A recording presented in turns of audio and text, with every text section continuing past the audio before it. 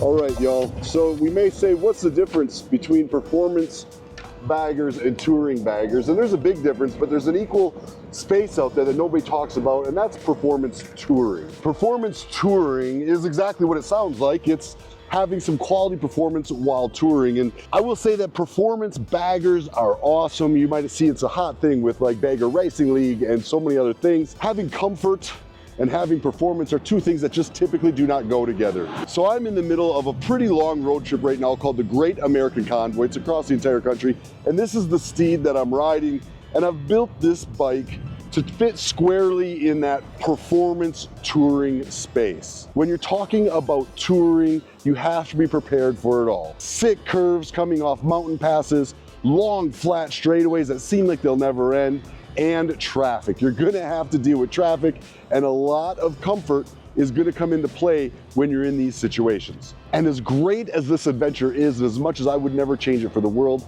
like I said, it is taxing on your body, and your bike's gonna make a big difference. Before I get into what I've done to my bike to make it the best bike, let's hear what some other people have to say about touring on this convoy. They've been riding with me, many of them from the beginning or for quite a long time at this point. Riding with the convoy long distance is an amazing experience. The people are absolutely amazing. What I like most about it is just the bonding that occurs when everyone's just traveling together, having a good time for a good cause. It's truly an amazing experience. I've got 4,500 on the convoy. It can be grueling, it's all good. It gives you experience, makes you tough. I've ridden about 5,300 total. I really like Adam's new bars. They've really helped a lot in some different pain that I've had with this long distance riding. So now let's talk about my build. First thing I'm gonna talk about is my power plant, okay? This is a recipe that's been tried and true on many different Milwaukee 8s over the years, and I've really brought a lot of it to this one. One big difference is the tuner. I've got the Thunder Max tuner on this bike, and the Thunder Max is not yet available to the market. I'm kind of testing it out for them on this trip, and it's working absolutely flawlessly. With a Trask high flow air intake, with a Redshift 472 cam, a 2-into-1 D&D pipe. I love the D&D pipe. It makes great noise, and equally important, it makes phenomenal power. I went with the Bobcat, which is a shorter exhaust, and I did it to show off that aluminum swing arm. Typically on a touring bike, I would do a true dual or a 2-into-1 long pipe out the back of the bag. It's a little bit quieter, a little bit better for the distance riding. This hasn't been a problem for me. I've actually enjoyed it, but there is a noticeable difference between running a pipe all the way out the back of your bag and having it dump as short as this one does right here. And that combination there is about the extent of what I do when it comes to the performance motor components. This setup here will make about the same power that a 121 Screaming Eagle will make with the Harley Davidson tune and like a Vance & Hines pipe, but it will do it in a 117 motor. Next, let's talk ergonomics. This is probably equally important to your power and your performance, because if you're not comfortable out there, you're not gonna be able to put down those long miles. For my build, I've selected the Kraus lean-to floorboards. These floorboards are gonna set you up a little bit higher than a normal floorboard would, giving you a little bit more lean angle before you're scraping. Having a proper floorboard, having proper foot placements and options for your feet is gonna be crucial for your ergonomics. I also use these Zero 3D under the floorboard mounted highway pegs. They stay out of the way, they stay off your crash bar. I pair them with the Zero 3D ASR mini boards, and these mini boards just give you more positions to put your feet. These are the Zero 3D TAC 10 spotlights I run on my bike, and these right here are the brightest lights on the street. That's a guarantee. I've ridden with thousands of bikes, and these things seem to be the absolute brightest out there. And it's an important feature when traveling long distance. Being seen is important, and also being able to see at night. These lights do a phenomenal job at that. And this is a Harley Davidson seat. It's kind of their premium seat that you can get. It's an upgrade from their factory OEM seat, and it's a pretty soft and comfortable seat. I don't believe this is gel. Typically, I recommend gel when you're talking your seats because it gives you support, lifts you up off that pan, and really dampens a lot of that vibration. You never really get that too sunk down in the seat feeling, which, contrary to what you might think, really does fatigue you longer down the road and gets hotter on your butt. This is the next section of the bike that I'm going to talk about when it comes to ergonomics, and that's your cockpit. This is your hand position, this is your handlebar position, your risers, how high or low you have your bars. I prefer mine to keep just below the shoulder, keeping my elbows at a slight bend. And this is something you're really gonna wanna make sure you get right. It is an expensive thing to trial and error, so if you can sit on multiple bikes, get the right feel between your seat and your bars, you're gonna be best off. Or you can go with an option like I did here. This is the Sandoval Kraus line of performance touring bars and risers, and they have a few advantages. Number one, in the performance scene, you're gonna see that's really hot right now are the T-bars, and there's a couple reasons for that. It gives you more of that BMX style bar feel, and it gives you more response to your tires because you don't have these long upper arm tubes like you see on apes, which have flex and movement. So when you're pushing on that, you're losing some input to that front wheel. When you get to the T-bars, the input you put to them bars is instantly transformed to the wheel. The problem that most bikes have with T-bars is right over here. Come take a look. Right here where these risers meet the triple tree, there's a soft bushing in there on most bikes. Now with T-bars, everything's tied together so tight up here that your leverage down on this point where it meets the triple tree is much greater.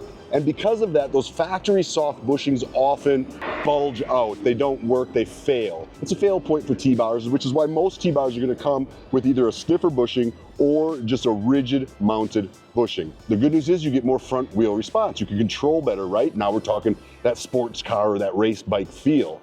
The bad news is because it's so much stiffer, you're now getting more vibration up into your bars. Now this Sandoval Kraus setup is a little bit different. It's actually rigid mounted right down to your triple trees, meaning you are getting the most responsiveness there is, but we've done our dampening inside this piece of the bar right here. So in here, you've got 3 bushings that are killing that vibration up here. This is gonna maximize your vibration resistance and your input to the front tire. Now you've got your comfort and you've got your performance, i.e. the performance touring motorcycle. The last unique feature on these bars, and they come in black or the finished aluminum like this, is the adjustability of these bars. You can get different size risers to get your bars up higher or lower.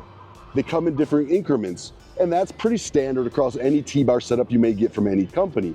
The unique thing that we've got with the Sandoval Kraus is your ability to adjust your bar and fine tune it right here. You see right here, we've got some adjustment bolts. You can loosen those up. You can fine tune your rise on your bar right there after your riser height, should you need a little bit higher or lower.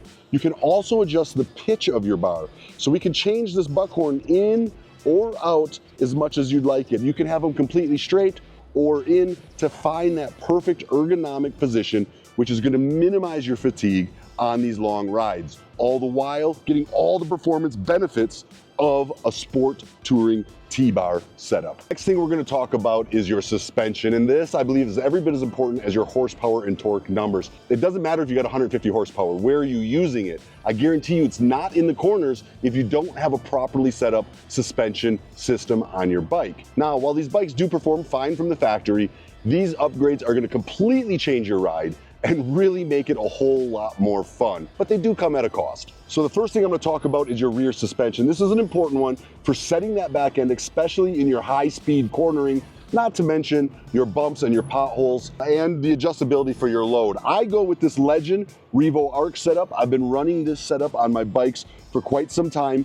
and I absolutely love it. It has performed flawless for me for over 100,000 miles, and I just keep getting more and more enjoyment out of this rear end. I really see no reason to go to anything higher. You can adjust your stiffness or your sag depending on your load right here on the standard coilover suspension. And then of course, you've got all your fine-tune adjustments right down here at the click of a button. Now you can mount these canisters up top, and that's become a very popular thing in the performance world. They're just remote reservoirs. It's an extra space for your fluid from your shock to travel. I personally really enjoyed mounting them underneath here. It's a little bit more subtle, it's a little bit more sleek, and a little less flashy. Either way, you can mount them in either point, and the Legends comes with the hardware to do either one. Even when they're mounted up here, you can still properly open and close your saddlebag. For my rear end, in addition to the Legend suspension, I have also paired it with an all aluminum Trask swing arm. Now this swing arm is a pricey item. It's gonna cost you several $1,000s, and it's going to save you a total of about 13 pounds. When you start loading these bikes down, every pound you can save really does make a difference at the end of the day. On the front end of this bike, I've used a Kraus setup. Typically, I use a Legend insert in my front suspension, and I've never really felt like I've outridden that suspension. It's worked very, very well for me for, like I've said, hundreds of thousands of miles on multiple bikes, but I wanted to try something different this year, and I went with this system that Kraus has designed. It's an inverted front fork tube, so your top and bottom triple tree are aluminum, which is gonna save you some weight without doubt, along with your adjustability for your dampening on top of the fork leg. And then when you're taking the long tours, there's just plain comfort, okay? There's some things that you should do just to be comfortable. Hydration, hot days like today. Having a decent cup holder that you can access is a very nice thing to have. This here is a cup holder by 3D with an insulated mug. Keeps my ice pretty much from gas stop to gas stop. And when I'm thirsty, I can get a drink. And staying hydrated, especially in those hot summer days, is super important. I've never ran a cup holder before. This is my first time running a cup holder. It's been working great. And I'll be honest with you, I may be a cup holder rider for life at this point. I'm using the new 3D phone mount. It's a little bit more stylish than their last one and works every bit as good. I'm running this new Harley Davidson Cardo talk pack inside my helmet, and this is wonderful because not only can I play music, but also I can handle phone calls and meetings and everything else from inside my helmet, doing, I don't know, 80 miles an hour down the interstate. That is a huge convenience when you're putting in this many miles across the country. I use this Simpson helmet to go with it. It's a carbon fiber helmet. It is a modular helmet, so I can open and close it, access my drinking on and off the bike at all times, no problem. Super easy way to stay hydrated on the road, these two things. If you're gonna be traveling long distance, you're gonna be packing and unpacking your bike a lot of times. Having the right gear for that is going to be important for the enjoyment of your trip. This bag here is my L Sandoval bag, and that is by 3D. You can get on their website, 3D.com. The nice thing about this bag is it's roll top and bottom. I can access it from either end, so I don't have to unload my entire bag to get to the bottom. Added feature, it's 100% waterproof. You are not getting water in this bag. Pair that with an easy access flap on the front. This way you are not having to unstrap your bike to get to your different layers or open your bag at all for that matter. And it doubles as a perfect backrest when you're riding solo. It gives you something to lean against, making it pretty nice for those long rides. Another thing that's gonna be very important in your long rides is the proper windshield, okay? I've gone with the Clockworks windshield. They've made great windshields. You're gonna have to play with your heights to find what height is right for you, but get the right height so that the wind's cutting over your head and not buffeting your helmet. If your windshield's too low or it's cutting the wind funny, you'll start to get a vibration and extra noise inside your helmet. This can be extremely annoying on 1,000-mile road trips. So get the right windshield. I recommend Clockworks. I use them on all of my bikes and they have performed flawlessly. All right, y'all, that is it. Performance touring motorcycles. This sits ready to crush long miles and rip twisty roads all along the way. I hope to see y'all in the next video, and I hope you dig my bike. Talk to you later.